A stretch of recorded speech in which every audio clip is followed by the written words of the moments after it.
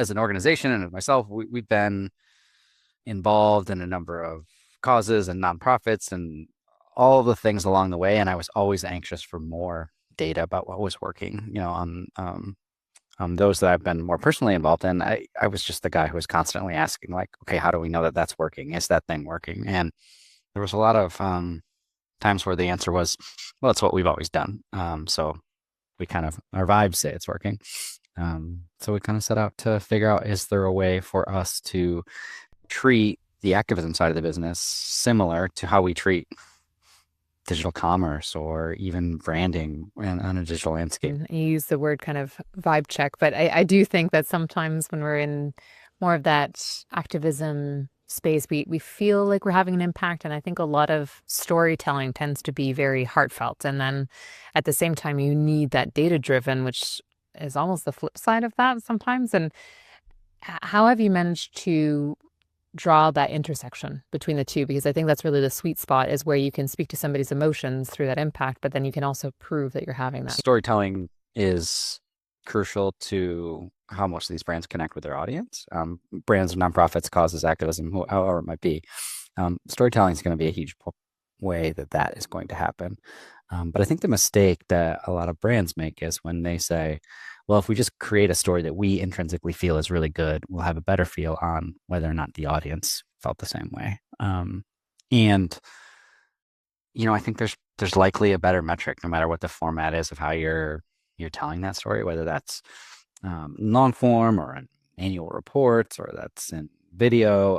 I think there's probably something that will tell you how to make it work a little bit better, if you're willing to look. The one of the challenges I would say that I think you see most, other than just the process and the data side of things, is like, if you're a nonprofit or if you're an activism forward brand, a lot of times what happens is you put so much energy into getting that report out the door, and then there's just like nothing after that, right? It's like, okay, well, we have our ESG report, or we're going to put a report on our impact on the climate from the year before. And there is thousands of hours that get put into something like that. And then it goes out the door and people go, like, oh, I can breathe now, right? And there's not a ton of incentive to necessarily go look and see whether it actually had the impact that you wanted it to or not.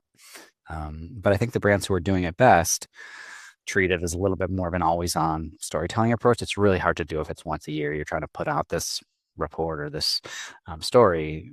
It's a whole lot easier to do if it's something that's continually evolving over time and you're thinking about ways to repurpose it. So yeah, I would say most often we see that there is some information there, but you have to be willing to look, and there's probably a better metric regardless of what one you're using today, right? A lot of times it's just, well, we had a lot of people download this thing, this PDF that we had, or we had a ton of views on our, video telling this narrative about the impact that we're having.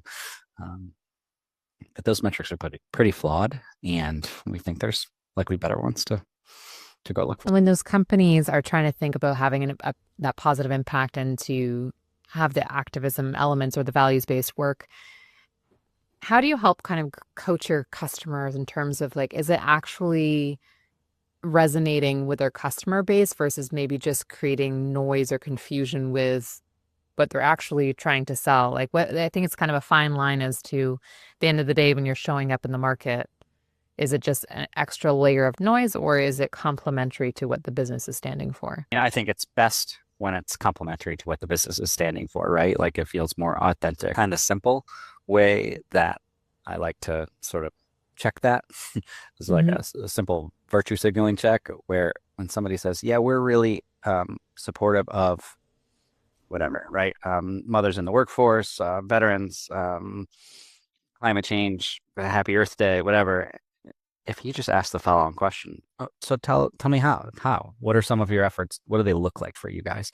And you'd be amazed that, like, a lot of times folks think that their efforts can just be the words that they say. And I would say, to do it authentically and to do it in a real manner, there has to be some action behind it, right? It can't just be as simple as, well, we believe in climate justice because we said climate justice 7 times last year, right? Like, it's if you're going to be values forward or activism forward, there has to be uh, some action behind it. It can't be just the words. The words do matter, but not as much as the action, especially when it's coming to trying to champion a specific cause, I would say.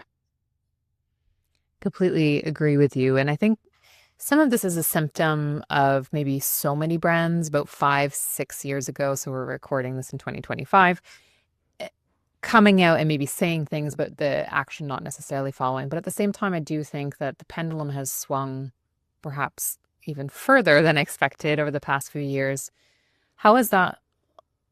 How is that translated to your work with your clients? And are you seeing them having to be very almost cautious about what they do share? Are they, we've talked about green hushing before on the podcast. Are you seeing that with any of your customers? Yeah, for sure. I would say the pendulum has definitely swung pretty far in the opposite direction. And it's a little bit self-serving, but I would say now more than ever, I think it's important to be able to quantify the impact that you're having. And so having an impact strategy that is tangible and is measurable, I think is more important than ever, because what you're seeing in leadership is the risk averse, especially the bigger the company, right? The bigger the company, the more risk averse leadership is going to be, whether that's the executive level or the board level. And so to champion a cause and to jump into something, you have to be able to quantify why that matters and why that's worth doing. And I will say that I don't think it's always just, well, it's because it's the right thing to do is enough of an answer. We live in a capitalist society. We live in a world where most executives are compensated based on profits. So the answer is not help people become more altruistic. I think it's help figure out how doing good and selling more can work together, or selling better, or getting folks involved in the right use of your product in a way that is more advantageous for both you and potentially the planet, right? There's a lot of hesitation today. That's real, Mm-hmm. right? Mm-hmm. Even some of the more progressive brands that are out there, there is a tendency to pull back a little bit. And I would say for the folks who we work with who are navigating it best, they're navigating it by being able to connect the purpose and the profits more tangibly, so that they can say to an executive, sure, we could say less, but let me show you how our brand is activated by saying more, right? Yes, we could be quiet. We could literally post less. We could say words that are not as specific and maybe as strong. Um, but let me show you why that might actually have a negative impact on the amount of things that we sell, or the number of people who are willing to follow us as a brand, or the people who are going to engage with us in the long term. So um, I think more than ever, it's important to be able to kind of articulate the why. And I think that there's a lot of very well-intentioned brands who have lost their way because the why um, was altruistic and it was good-hearted, but not tied much to the purpose of the business. Mm-hmm. And there's a lot of examples of when this goes really well, it works in both directions, right? Patagonia puts out an ad that says, "Don't buy this jacket," and then they sell a bunch more stuff, right? Mm-hmm. They do that and they say, "Hey, make sure you recycle this." They launch their um, worn wear collection to kind of encourage people to buy used clothes. Well, that not only has the impact of maybe encouraging people to buy something, even though it's used, but it also sort of says something about the quality and what they believe in their product, right? So um, I think the more it's connected and it feels authentic, the more likely it is to get to kind of hang around, and the more it feels bolted on, like, hey, this is what we're doing for National Women's Month or Veterans Day or Black History Month. Show me how. And if you know Mm-hmm. how, if you have a how, then it's likely you can articulate that story in a way that's going to resonate. If your how is, and here's a stock picture of our diverse workforce, or of a woman working in our office, like, okay, well, that's not a how. That's a Mm-hmm. stock image of a person working in an office, right? So there's a